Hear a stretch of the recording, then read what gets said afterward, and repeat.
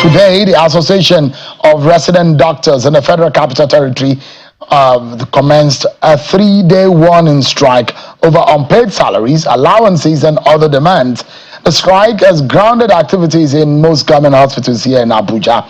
The president of the Association of Resident Doctors, FCT here, Dr. George Abang, says that in a press release today that himself and his colleagues are going on strike, and this comes after a 3-week ultimatum issued last year by the doctors as elapsed. And speaking on behalf of the RLD, Dr. Abang decried the neglect of hospitals and doctors' welfare in the nation's capital. He stressed that doctors in Abuja have become abandoned projects, calling on the Minister of the FCT, Wike, to intervene to avoid an indefinite shutdown of hospitals.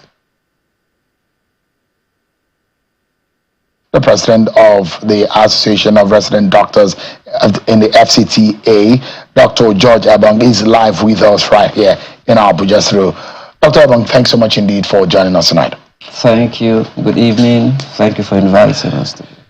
So you and your colleagues did not go to work today? No, we didn't work today, but we were at the hospital. Today, but literally as a show of your agitation that you are not happy with the treatment you are getting from government. Is that right? Yes, chronic treatment. How long has this gone for? Some of the demands 4 years now, 5 years. And this is typical to Abuja, the FCTA. Well, these particular ones have been typical, that's correct. So we imagine that NARD, that's the National Association of Resident Doctors, a few years ago, and some of us followed through because we do know how important the medical facilities and medical services are in the country. And hearing that the FCT, that is supposed to be a beacon of hope for medical services, education, and the rest, is having a problem. Can you give us an idea of exactly what the problems are? Okay, so thank you so much once again. And let me put it this way, that it is embarrassing that we keep talking about the same thing over and over again. This didn't start yesterday. I mean, some of us had demands.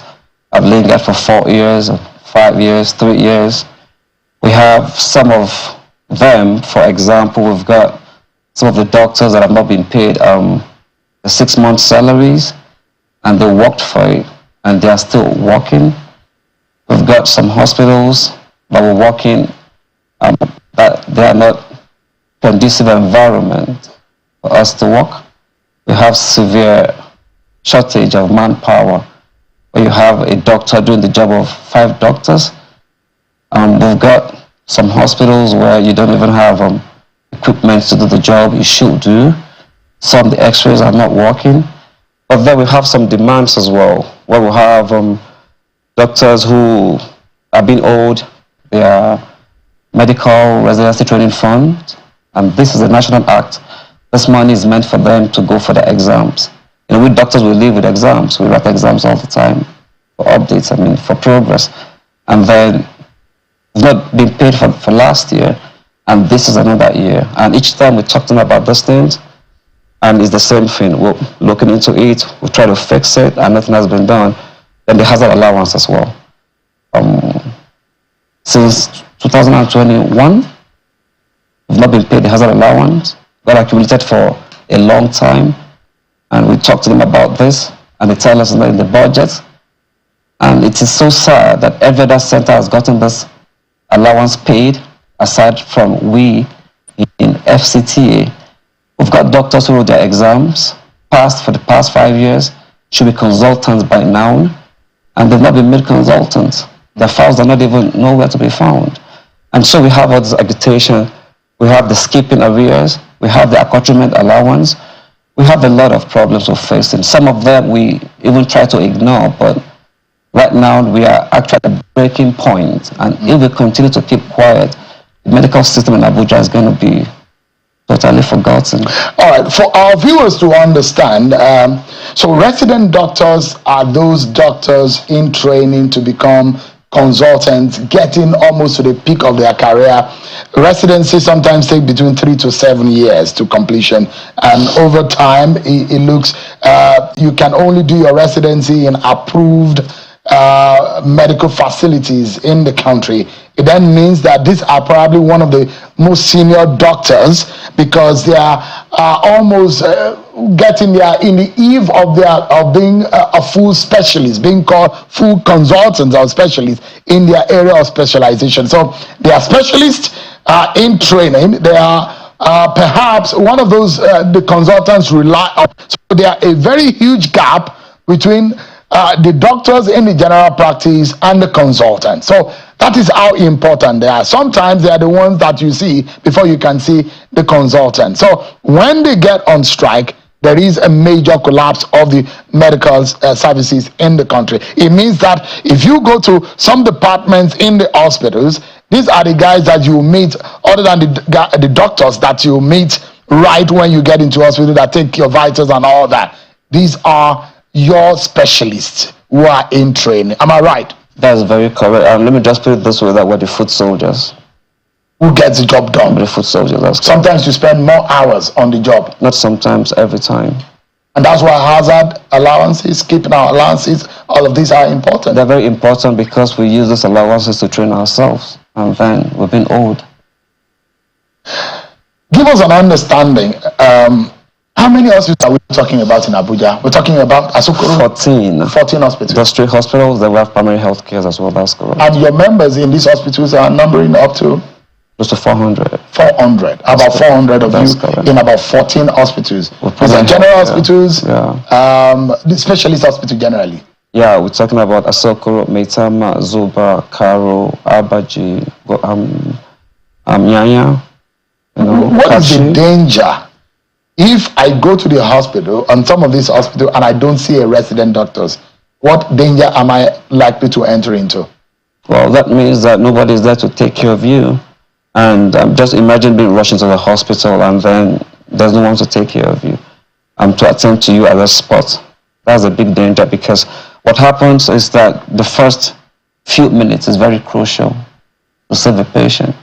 And then you're not there. Sometimes we've got a situation whereby you have just one doctor walking on a call and is in the theater, for example, and then you get a call that you have an emergency downstairs.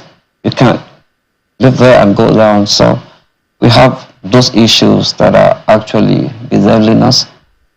And has your association officially written to the office of the minister? That every time. Have you been able to meet with the minister? We met him 2 years ago. Okay, when he first became the minister, that was the only time we were able to meet him.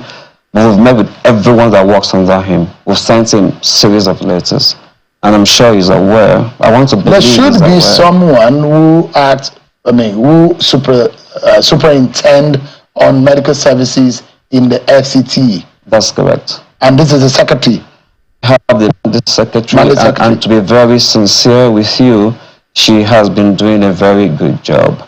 I think the problem we have is the so-called bottlenecks in the system. I don't know what it means, but the bottlenecks make sure that things don't move properly, things are not done properly.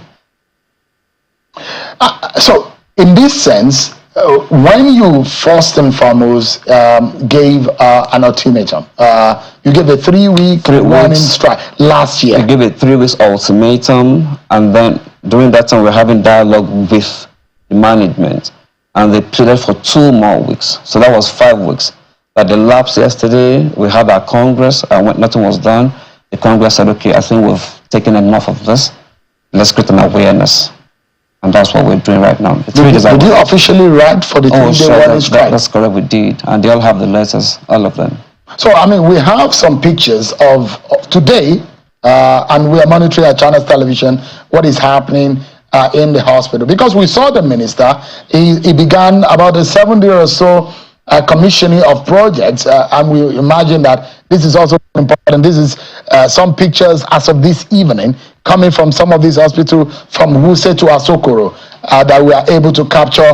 And this is a situation in these hospitals. And imagine that some of these laboratories, some of these wings and departments in these hospitals are non-functional, because usually These hospitals are usually very busy, isn't it? Extremely busy, and that is just where we have our concerns. The minister has been very busy with projects, fixing of roads and everything, and we feel they should also focus on the hospitals right now. We feel that we are the human abandoned project.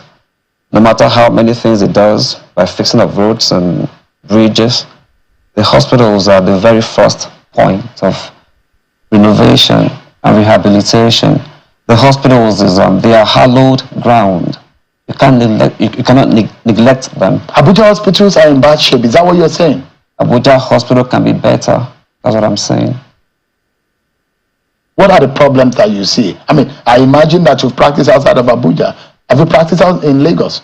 Well, I have friends that work in Lagos. And they talk about how better or better in shape and quality hospitals and infrastructure is in Lagos compared to Abuja, isn't it? That's correct. And I feel that Abuja, being the capital territory, can actually have better hospital care than other states. For example, sometimes we don't have electricity. In the hospitals in Abuja? That's correct. Sometimes you can run some tests over the weekend. You don't have enough drugs. You don't have x-rays working. You don't have scan machines working. You don't have enough manpower. These things are there. And we're talking, Asokoro is very close to the presidential villa, perhaps close to the minister's house, and we have hospitals like that in that shape. I mean, as an association, have you tried to bring the minister or the mandate secretary to the hospitals for spot check for them to see the state of infrastructure in Abuja hospital? Are you able to do that? Yeah, the mandate secretary has actually visited all the hospitals. She's done so well as a person. I have to give that to her. But she alone can't fix it. We need the minister to step in. He can fix it. If there is something that the minister needs to do, and urgently too, what would that be? I mean, you have a global picture. You lead an association of about 400 people across over 14 hospitals in Abuja. So you know. Right. You know what your members are saying. You know their plight. You know their working conditions. You know the infrastructure there. But if there is, if you were to declare a state of emergency and move on the ground to fix things, what will be the first thing that you will fix? Pay us our wages, so you don't kill the passion of those that are even staying back to work. People are leaving the country, doctors are leaving the country, and then you've got us that want to stay, and then you owing us that much, and the system doesn't want to pay. So you can't, medicine has to go with passion. You can't take passion out of medicine. But right now, what we're saying is we're getting doctors that are working, and the passion is actually dead because of the kind of treatment they're getting from the system. And that's the problem we're facing at the moment. So I would urge the minister to please try to make sure that the wages are paid. I want the minister to visit all the hospitals and see the states in which the hospitals are at the moment. That's what I think that you can do. If you give us an understanding of perhaps you've spoken to us about what needs to be urgently done. And one will imagine that a lot of people have spoken. If you go on Abuja roads, you see fantastic, infrastructure work that is being done in the last 1 year or more. That Nyesom Wike became the minister of the FCT. Yes. But it's sad to hear that the hospitals are in the shape that you are describing it. And which of the hospitals would you say is worse off? Well, let me say that we thank the minister for the job he's doing in fixing the roads in FCT and getting the bridges done, making our transportation even easier from our houses to the hospitals and etc. Which of them is worse off? I will feel like I never categorize them as which one is better or worse off. But what I will say is this, that we've got hospitals where sometimes we have just one doctor working or two doctors working. We need doctors, nurses, pharmacists to be employed in those places so that people can have the strength and the passion to work. I feel, in my opinion, I feel that it wouldn't take so much to fix these hospitals. It wouldn't take so much to do that. We shouldn't let it get to the point where fixing it becomes a problem. And that is my take on this. I believe that the minister alone can fix this problem. I'm not doubting it. He only needs to have the interest to fix it. He's going to get it done. He's going to pay all the money that is being, we're going to fix the whole hospitals. It doesn't cost anything, so. If you look at it, and I'm worried that it's a 3-day warning strike. Let's assume that your demands are not yielded to within this is the first day. I'm hoping and I'm praying that your demands have been yielded to. If that doesn't happen, what happens next? Yes, we're going to have another meeting with the Congress.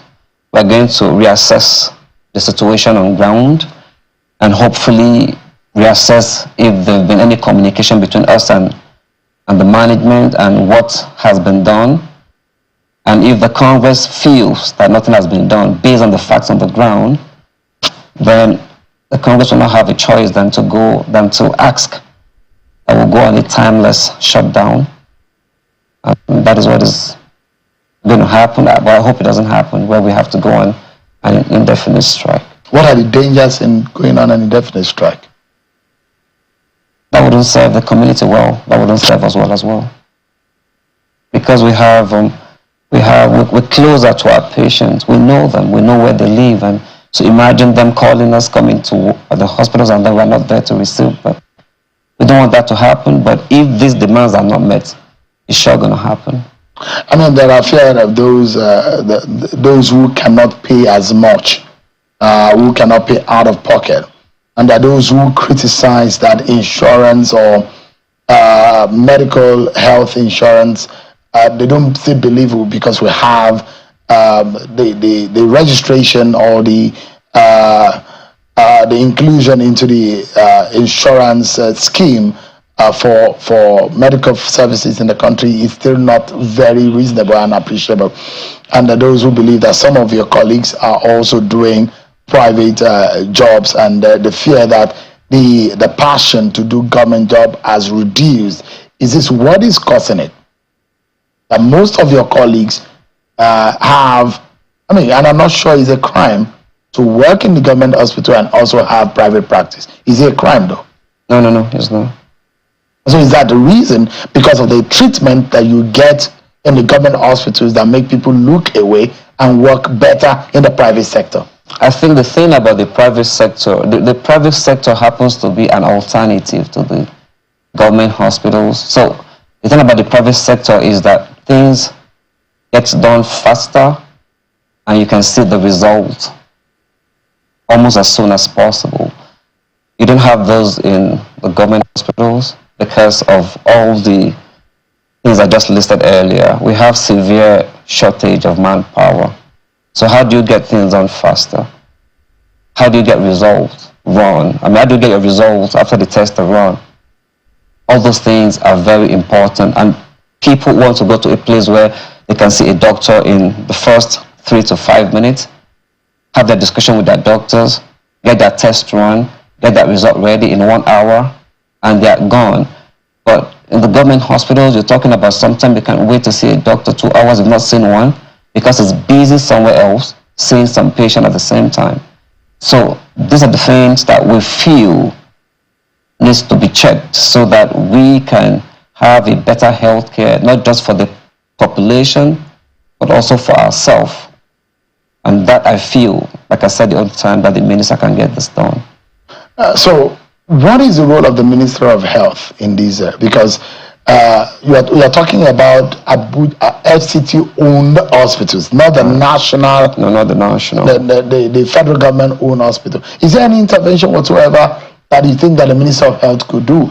Should the Minister of FCT not able to deal with the demands or the problems that we're facing right now in Abuja? Well, for me, I feel the Minister of FCT can actually deal with the situation. But the Minister of Health happens to be an overall minister for all the hospitals. Abuja happens to I mean, I would liken it to like a state where you have like a state having their own hospitals. So we are under the Minister of FCT, and then we have the Mandate Secretary, who is like our own Commissioner of Health. So we have that chain of command. We have a Permanent Secretary of Health. We have the chain of command. We have the head of service. So I think we've got a complete parastatal to fix this problem. Absolutely. But the issue we have is the bottlenecks, and these are hampering on the service delivery we are supposed to give our patients.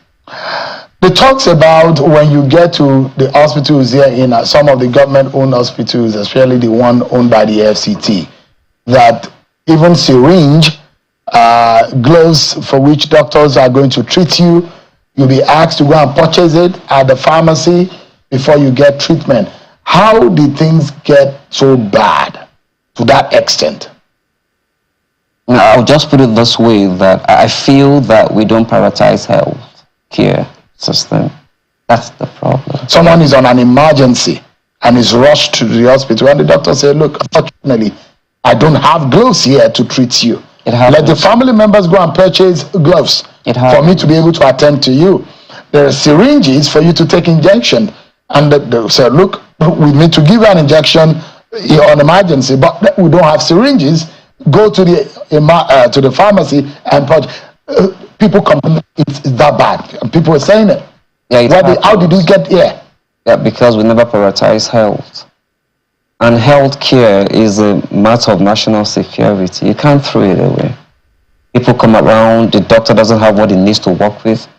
How can he even help you?